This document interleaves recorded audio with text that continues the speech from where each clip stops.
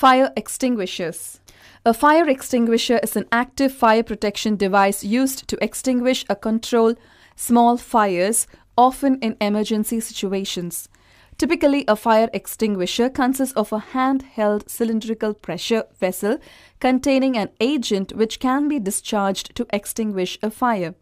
The modern fire extinguisher was invented by British Captain George William Manby in 1818. Fire is the result of a chemical combustion reaction, typically a reaction between oxygen in the atmosphere and some sort of fuel. There are three essential elements involved in producing fire: heat, oxygen, and fuel.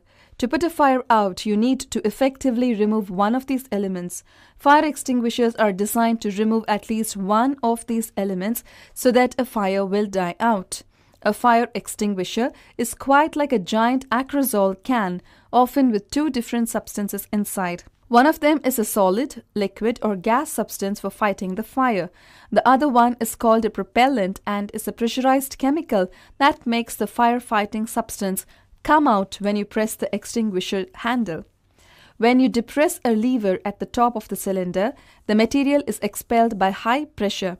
Inside an extinguisher, a plastic siphon tube leads from the bottom of the fire suppressant reservoir to the top of the extinguisher. A spring-mounted valve blocks the passageway from the siphon to the nozzle.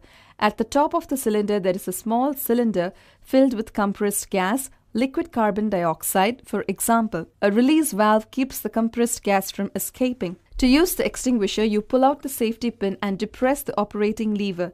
The lever pushes on an actuating rod which presses the spring-mounted valve down to open up the passage to the nozzle.